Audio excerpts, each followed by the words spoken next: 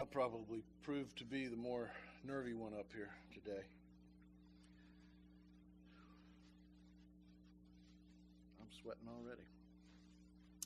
One good thing, I got actual shoes on today. Really did. I had to go out and buy a bigger pair because that broken foot was not going back into my little loafers. So we're getting somewhere. This isn't what I planned on talking about, but I'm going to talk a little bit about this, and I may get to this.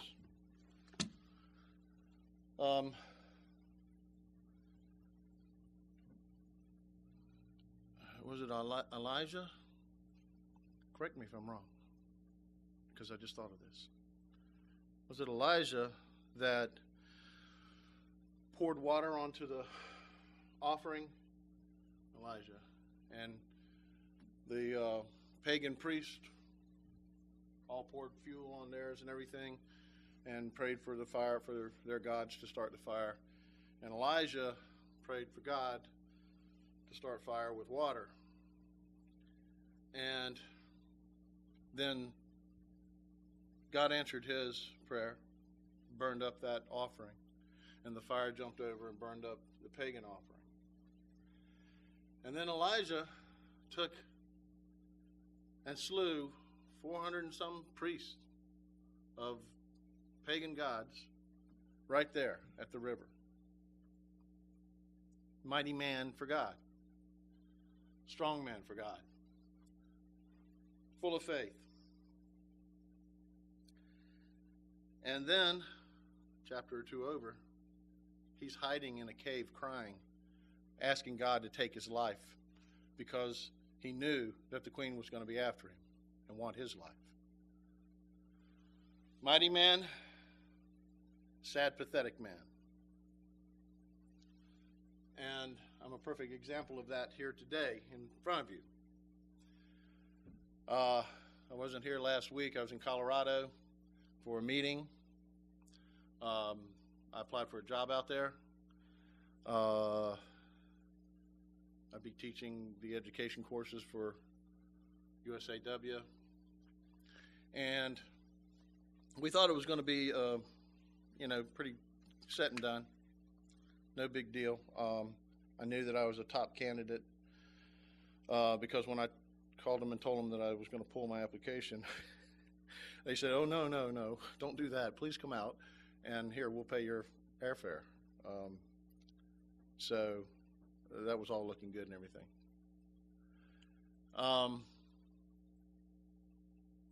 So I went out and I did the interview and all that, and like I said, that all went good. But they didn't make their decision as quickly as we thought. So this whole week has been waiting and waiting and waiting. But in my mind, it's been simply this. My prayer was, put me where you want me, God. I don't mind. If you want me out there, if that's where I'm supposed to go, give me the job. And if not, I'll stay here. And if I stay here, though, just kind of help me find something to do so I can make a living. That's all I need.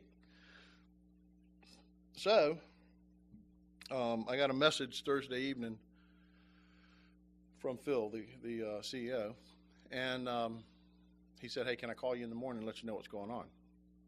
I believe he said to give you a heads up. And to me, that type of language is a bad language to use. So I was pretty much telling them, I don't think I got it. No big deal. And that's exactly how I felt. No big deal. It is what it is. I land where I land. It's wherever I'm at. Must be God wants me there. So the next morning, he calls later than he said he would, because that just makes you sit there and kind of wonder a little bit. And Ramona's wondering. She's kind of worrying. She's a little upset. Not really upset, but antsy. And I'm drinking coffee. Looked at Facebook some and just messing around, not worried about anything, because whatever happens is going to happen. So I get on the phone with Phil, and it's not that I didn't get the job. It's that they're down to two people, me and some foreigner, and they can't make up their mind. And on top of that, they're getting kicked out of the OTC at the end of September So that makes it even harder for them to pick who they want to pick. So they may not pick for months ahead, and then they may not be in Colorado Springs when they do it. So, again, I don't know where I'm going to go. But right now I know I'm staying here. So, for now, that's the decision that God made. I'm staying here. And I'm fine and happy with it. Of course, I told the landlord we're moving out, or we told the landlord we're moving out. First week in July, we got to find a house. So, pressure's on for that. But that's it, no big deal. And then I stand here, and y'all don't know how I'm feeling right now. I am shaking on the inside. My heart is pounding. It's racing. I'm trying to keep my breathing down because I am just freaking out up here. Not because I'm up here, like Cord said, but because of Cain. Of course, I shouldn't really be, because the last time he went to the Pan Ams without me, he won the gold medal. So that shouldn't be my problem. And the guy he's competing against did not post a good total, so it makes it even easier on him. But I'm still very anxious. And if Kelsey had her way, she'd put me on some kind of drug right now for my heart pounding like this. I mean, you can feel it. If you're up here, you probably hear it. And that's the pathetic, poor Elijah in the cave whining. Because where's all this faith I did have? We're talking about my livelihood. We're talking about being able to pay my bills. We're talking about getting insurance again. We're talking about all that, and I'm not worried about it. But I'm worried about my son doing good, because I want my son to do good, of course. And he has worked hard. Nobody knows other than God and me, probably. I mean, his brother and his mother understand, but I've lived more of it with him and done more of it with him. And all. And said tons of prayers for him. And so has he. The funny thing about it is the two top guys that were competing, him and the other guy, were the only two Sabbath keepers in the group. I may have mentioned that before at one of the other competitions, like at Worlds. And it was really kind of strange. The two top lifters are Sabbath keepers. So we'll know later on this afternoon what's going to happen with that. But it's funny how we get this way. How Elijah got that way.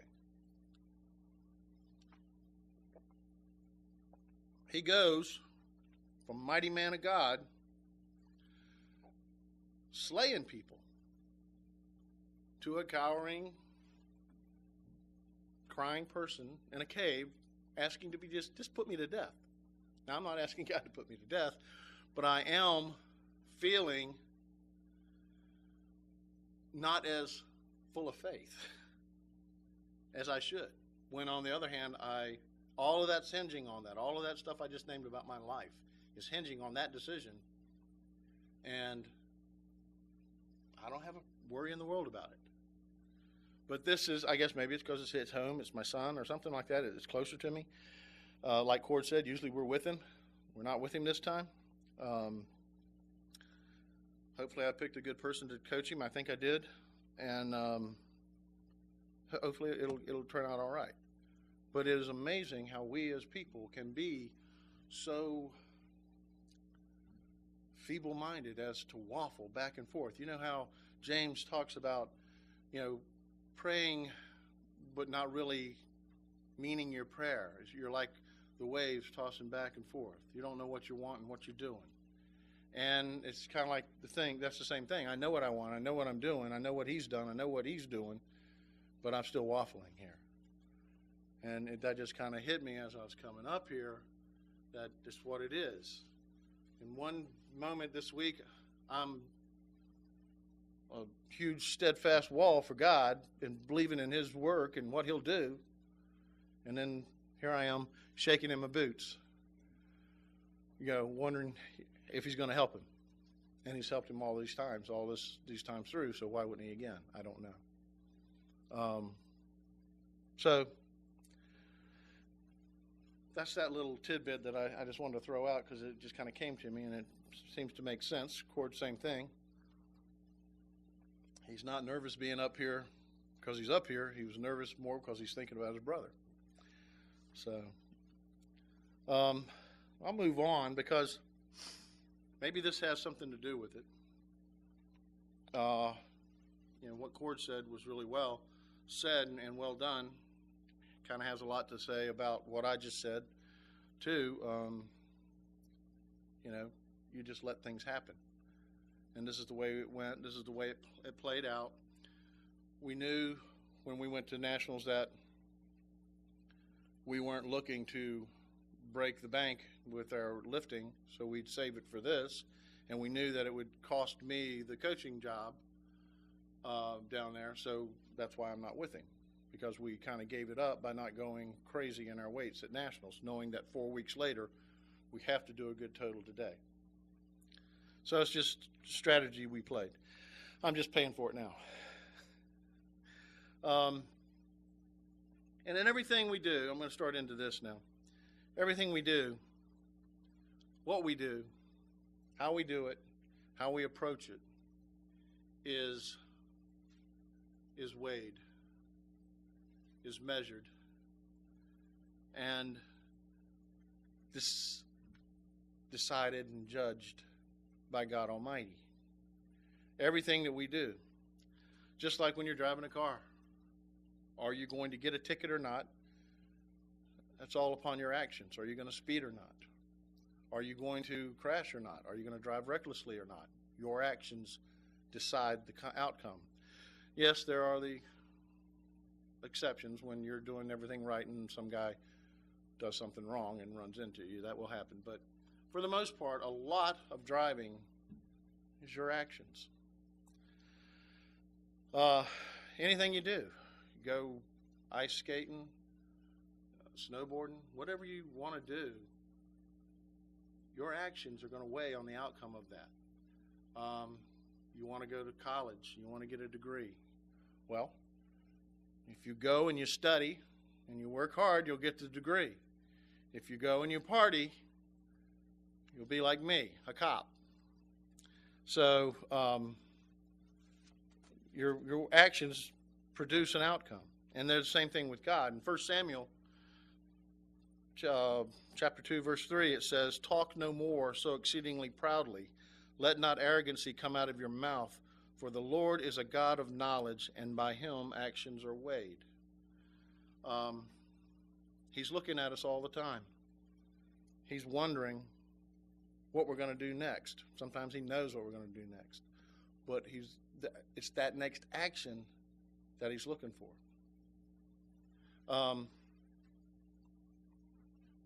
I forget who said it, but I just heard it the other day in a John F. Kennedy speech. A mistake is not a mistake unless you don't go back and fix it. And it's the same thing with God.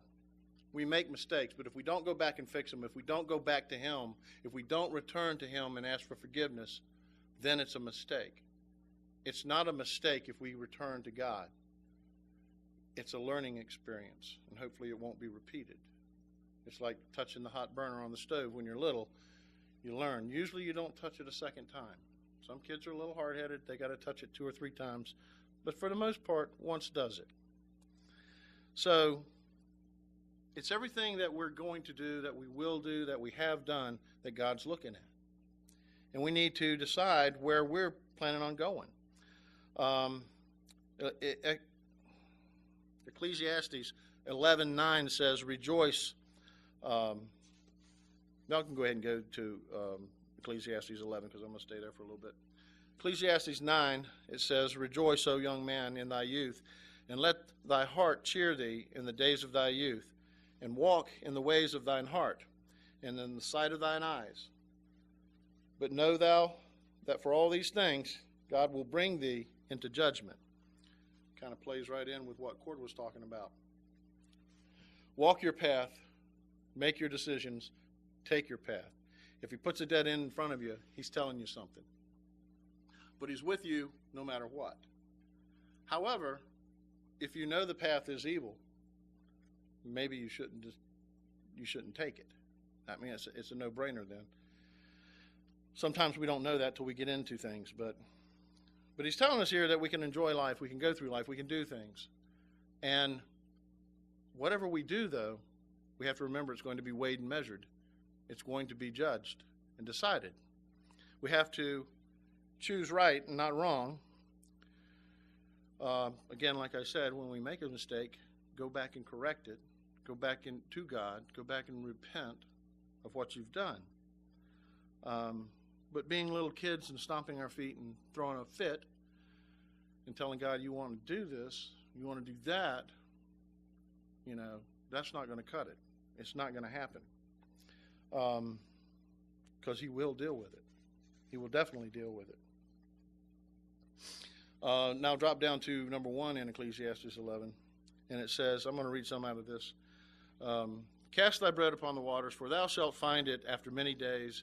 Give a portion to 7 and also to 8, for thou knowest not what evil shall be upon the earth. If the clouds be full of rain, they empty themselves upon the earth. And if the tree fall toward the south or toward the north, in the place where the tree falls, there it shall be. God will be remembering what you do and what you sow and what you reap. Things happen. That's what he's telling us with the cloud and the tree. The clouds get full of water. They have to empty themselves. They rain. They rain where they are. The tree falls where it falls. Doesn't matter if it falls the way you really preferred it to or not. It fell there. And that's where it lays. And the only way you're going to move it is to do some work. Verse 4, it says, He that observeth the wind shall not sow, and he that regardeth the clouds shall not reap. As thou knowest not what is the way of the Spirit, nor how the bones do grow in the womb of her that is with child, even so thou knowest not the works of God who maketh all. In the morning sow thy seed, and in the evening withhold not thine hand. For thou knowest not whether shall prosper, neither either this or that, or whether they shall both shall be alike good. Basically, he's saying some smart guy is going to go, it's windy out here. I'm not going to sow my seeds today, because he's a smart farmer. And then he's going to say, well, too cloudy, too much of a chance of rain. We're not going to get out there and start harvesting now. We're not going to do that. We're going to wait. But God's saying we don't know what's going to happen. Just like we don't know which way the tree is going to fall. Just like we don't know when the clouds are going to dump their rain or not. How many times have we seen the darkest of dark clouds roll over top of us thinking, oh, good, it's going to rain today because we need it. And that cloud just goes right on by. It's going to dump it where it needs to dump it, or where it just dumps the rain. It's going to happen. And then he says down in 6, sow your seeds. Throw them in the morning if you want. And in the evening, reap what you see. Go ahead. Because you don't know, if you're the wise man following the Farmer's Almanac and all the proper growing procedures, if you're going to reap a good harvest 3 months down the road or not. And the guy who's out there just saying, I'm going to plant some seeds and I'm going to have a little garden here this year. He may produce more than you with all your systematic, organized, functional type, hey, this is the proper way to garden type of deal. You don't know what's going to happen. So basically, it kind of goes back to what Cord was saying. Walk your walk, live your life, enjoy it, but know that God is going to be weighing and measuring everything you do. Is it right? Is it proper? Did you sin? Did you not? He's watching. He's always watching. In Ecclesiastes 11, verse 7, it says, Truly light is sweet, and a pleasant thing it is for the eyes to behold the sun. But if a man live many years and rejoice in them all, yet let him remember the days of darkness, for they shall be many. All that cometh is vanity. Basically what he is telling us here, that warm days are great, sunny days are wonderful, but there are dark days. And I know many people that can say, I knew a man who said he never really had a trial. I don't know if he's had one now or not. I haven't talked to him in many years. But he said he's never really had a trial. And he was always a happy guy. He's in a church. But I don't know if he's ever felt like he's had one or not. But I think he did have trials. I just think he approached them in a very good manner and in a very appropriate manner. So they were not big trials to him. They weren't any big issue to him. And I think that's what it was. It wasn't so much that he never had a trial. He just handled them well.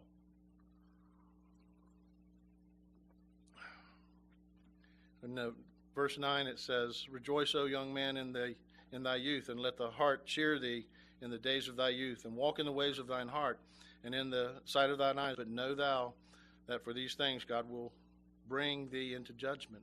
Therefore remove sorrow from thy heart, and put away evil from thy flesh, for childhood and youth are vanity.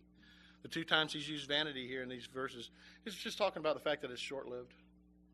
You know, we live 100, you live 110 years. Wow, that's a long time in people's lives.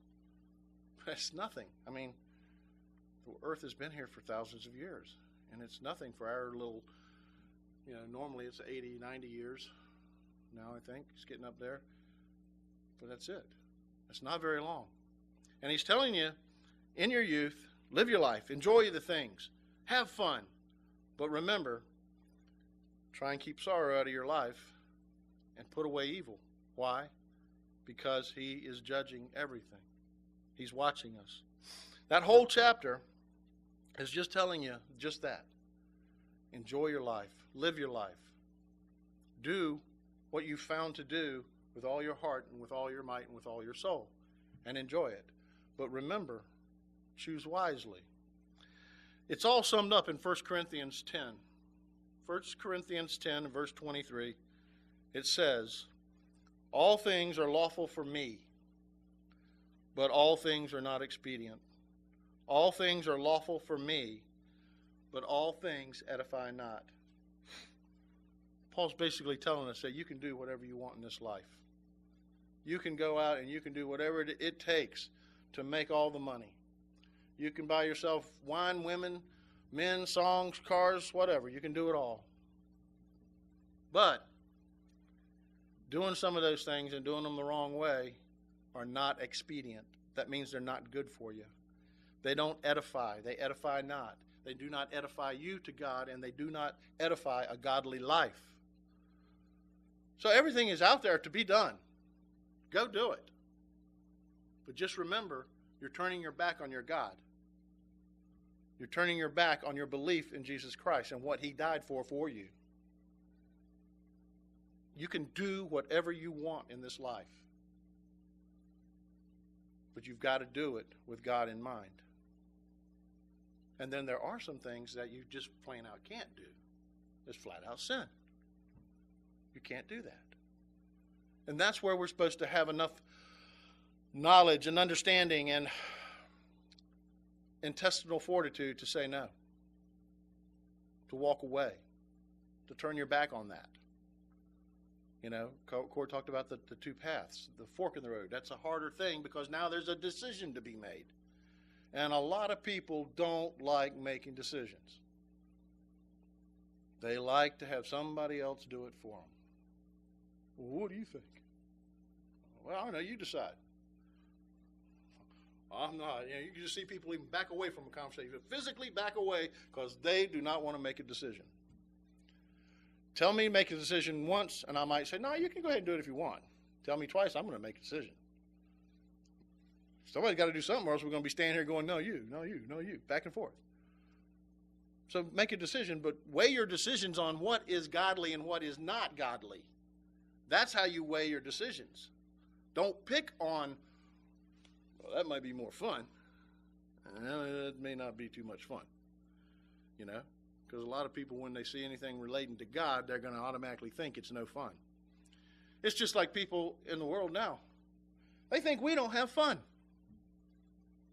They think that we don't enjoy our life because we are too busy worried about keeping 10 commandments and food laws and going to church on Saturday and not cutting your grass. Man, you can't be having fun. There is no way you can be having fun living your life. I beg to differ, but I have a lot of fun in my life. I think sometimes I have too much fun. But it's not a problem if it's all done within the confines of God's will and his ways. We are welcome to laugh and enjoy our life. Enjoy our friends, enjoy our family, enjoy your pets, whatever it is. Enjoy your hobbies. We're welcome to. All within the confines of God's ways.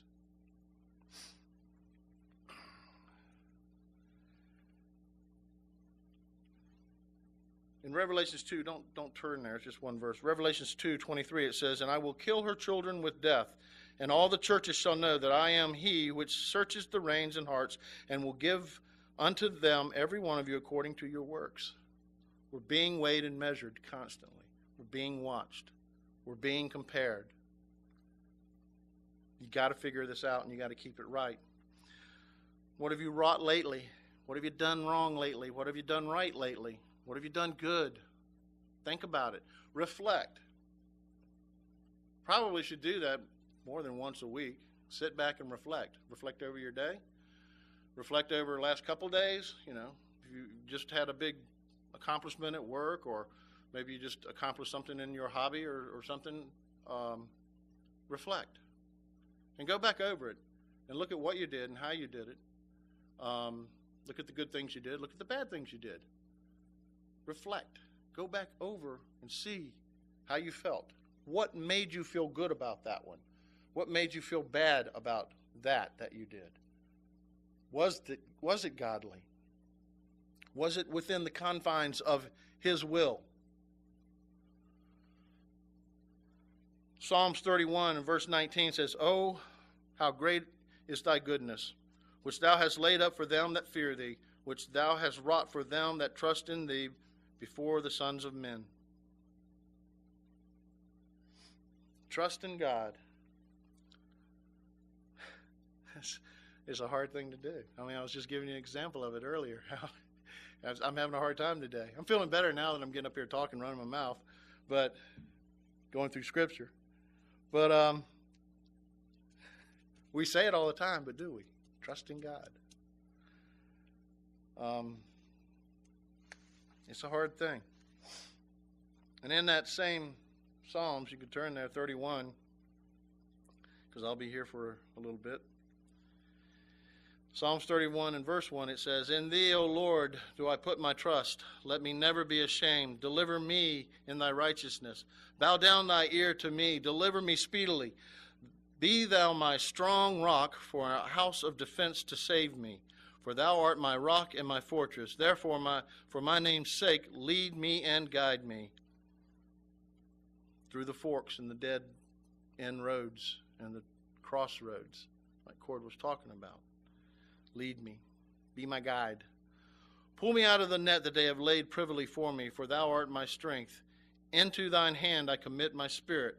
Thou hast redeemed me, O Lord, God of truth." Can you say truly that you've committed your spirit over to God? You see, your strength, your rock, and your fortress. Do you put all your trust in Him? It's hard. Or do you just say it when it feels good? And when maybe you got an audience. I trust in God. Yeah, y'all hear me? I trust in God. And then you walk around the corner and go, how am I going to get this done? He ain't going to do that for me. Is it real trust or is it fake? Verse 36 on down, it says, "I have hated them that regard lying vanities, but I trust in the Lord. I will be glad and rejoice in thy mercy, for thou hast considered my trouble. Thou hast known my soul in adversities. Thou hast not shut me up into the hand of the enemy. Thou hast set my feet in a large room.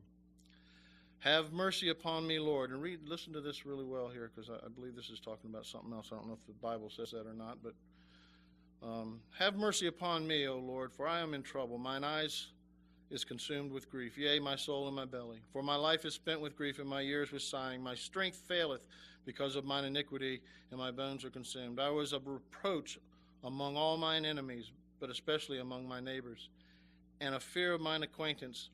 They that did see me without fled from me. I am forgotten as a dead man out of mind. I am like a broken vessel, for I have heard the slander of many. Fear was on every side, while they took counsel together against me. They devised to take away my life. But I trusted in thee, O Lord. I said, thou art my God. My times are in thy hand. Deliver me from the hand of mine enemies, and from them that persecute me. Make thy face to shine upon thy servant. Save me for thy mercy's sake. I don't know if that's really appropriately Jesus, but it reads a lot like it. How he was left, how people left him, how people refused to say they knew him, how he was tortured, how they plotted against him. And he saved him. And people would say, and people said there, if your God will save you, have him come and take you down off the cross. But they don't understand saved. People today don't understand saved. Saved was, let you die, Jesus, because you're going to come back better. You're going to come back and live again. And he did. And they didn't understand it. And people today don't understand it. That he still lives. He won. He stayed in their cuffs, so to speak. He felt all their lashes and their beatings, their cuttings. He felt the spit and the curse. He felt it all. And they thought they beat him, but he won. Because he trusted in God all the way. 17 says, let me not be ashamed, O Lord, for I have called upon thee. Let the wicked be ashamed, and let them be silent in the grave. Are you ashamed when you ask God to help you? Are you ashamed to ask God to help you in front of somebody who you know is not a godly person? You can't be ashamed of our God. 18. Let the lying lips be put to silence, which speak grievous things proudly and contemptuously against the righteous. Oh, how great is thy goodness, which thou hast laid up for them that fear thee, which thou hast wrought for them that trust in thee before the sons of men. Thou shalt hide them in the secret of thy presence from the pride of man. Thou shalt keep them secretly in a pavilion from the strife of tongues. Blessed be the Lord, for he hath showed me his marvelous kindness in a strong city. For I said in my haste, I am cut off from before thine eyes. Nevertheless, thou heardest the voice of my supplications when I cried unto thee. I love the Lord, all ye his saints, for the Lord preserveth the faithful, the plentiful rewardeth and the proud doer. Be of courage, and he shall strengthen your heart, all ye that hope in the Lord. Hope, trust in the Lord, and he shall strengthen your heart. Hebrews 11:6 says, but without faith it is impossible to please him. For he that cometh to God must believe that he is, and that he is a rewarder of them that diligently seek him.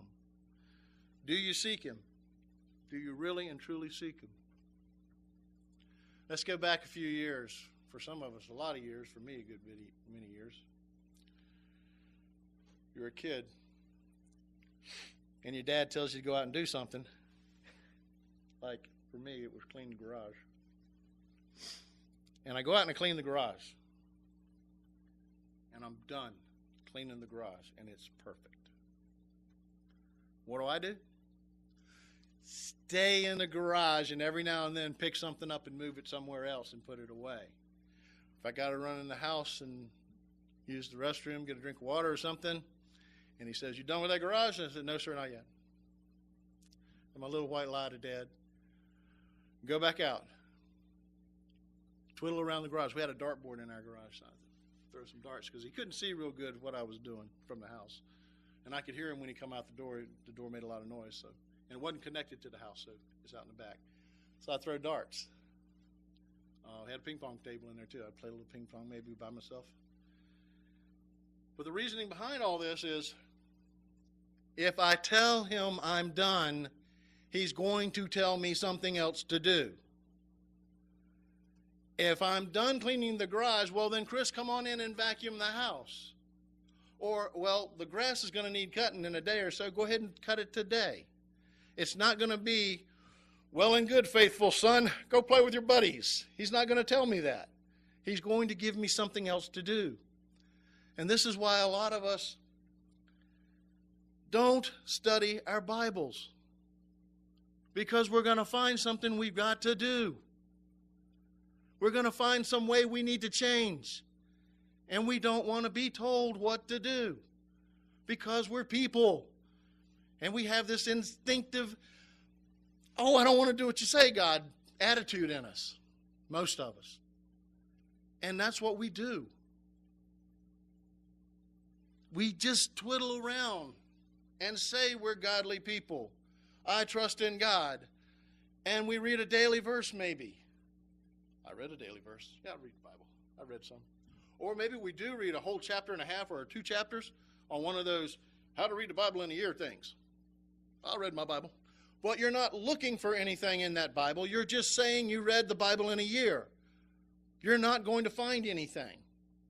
But if you actually go into it and you read it and you start contemplating and meditating and thinking, why did he say that? Why did he do that? What does he mean? You're going to find something you got to do. You're going to find a place where you're short. And it's the same thing. I don't want to tell Dad I'm done with the garage because he's going to give me something else to do. If I go study my Bible too hard and too hot and too heavy, he's going to give me something else to do. Because I'm not perfect. None of us are. But I say I want to be. But then I don't show I want to be. And that's the big kicker. That's the thing with God. The people in the world can say their faith. God requires you to show your faith. And so many times we fall short of that. And all we do is show our humanity. Jeremiah 21:24 says, "But I will punish you according to the fruits of your doings, saith the Lord, and I will kindle a fire in the forest thereof, and shall devour all things round about it." Our doings. What did we show him?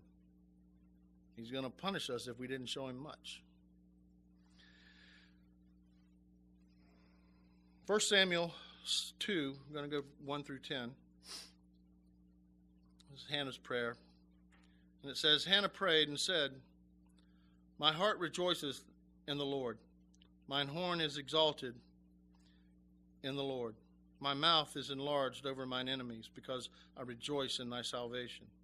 There is none holy in the Lord, for there is none beside thee, neither is there any rock like our God. Talk no more so exceedingly proud. Let not arrogancy come out of your mouth, for the Lord is a God of knowledge, and by him actions are weighed." What we read earlier. The bows of the mighty men are broken, and they that stumbled are girded with strength. They that were full have hired out themselves for bread, and they that were hungry ceased, so that the barren hath borne 7, and she that hath many children is waxed feeble. The Lord killeth and maketh alive. He bringeth down to the grave and bringeth up. The Lord maketh poor and maketh rich. He bringeth low and lifteth up. He raiseth up the poor out of the dust, and lifteth up the beggar from the dunghill, to set them among princes, and to make them inherit the throne of glory. For the pillars of the earth are the Lord's, and he has set the world upon them. He will keep the feet of the saints, and the wicked shall be silent in darkness. For by strength shall no man prevail. The adversaries of the Lord shall be broken in pieces. Out of heaven shall he thunder upon them. The Lord shall judge the ends of the earth, and he shall give strength unto his king, and exalt the horn of his anointed. Where do you fall in these scriptures? 1 Samuel 2, 1 through 10. Where do you fall in those scriptures? Where are you in God's plan? Are you on his path? Or do you have your own trail of tears you're going through? Many of us think we know better than our God. Weakness and ungodliness reeks in all the churches, both churches of God, Sabbath keeping, holy day keeping, and churches of the world. It needs to cease. People need to learn to truly trust in their God. It's your actions that will make you or break you. What are you doing? What are you showing? What are you showing him? If you've made a mistake, have you gone back and corrected it? Have you made amends? Have you asked for forgiveness? Have you straightened things out with God? If not, you haven't learned a thing and it's still a mistake. Do you fear God and keep his commandments? Will you attend his Sabbaths both weekly and high?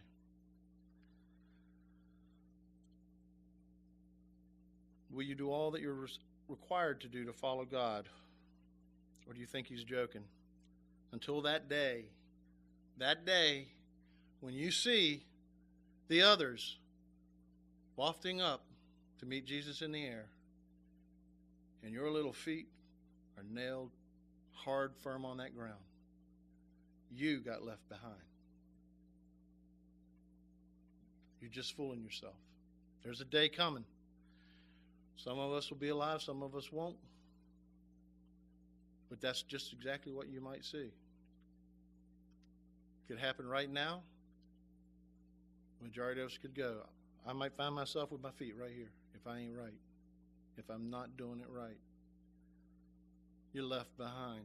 And that's not the movie. That's the real story. What will you do if you see that? It's really sad to know people who know God's truth, who know his ways, but won't do them. And then in the end, maybe you're the one going up, and you look down and see that friend, that person that you knew, and their feet are anchored firmly to the ground. And you're feeling, wow. And you thought they were so good. It's a two-way street. I mean, you're not going to feel good about that happening if you're going up and looking down, or if you're standing there and looking up. But it can happen.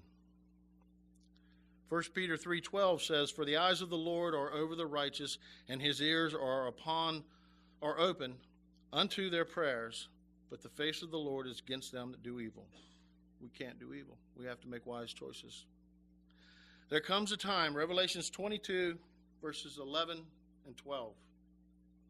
There comes a time, and I've used this in several different sermons. I don't know if I've done them here or not, but Revelation 22, 11 and 12, it says, "He that is unjust, let him be unjust still. And he which is filthy, let him be filthy still. And he that is righteous, let him be righteous still. And he that is holy, let him be holy still. And behold, I come quickly, and my reward is with me, to give every man according to his work shall be." I read this as there's a time coming when God's going to say enough's enough.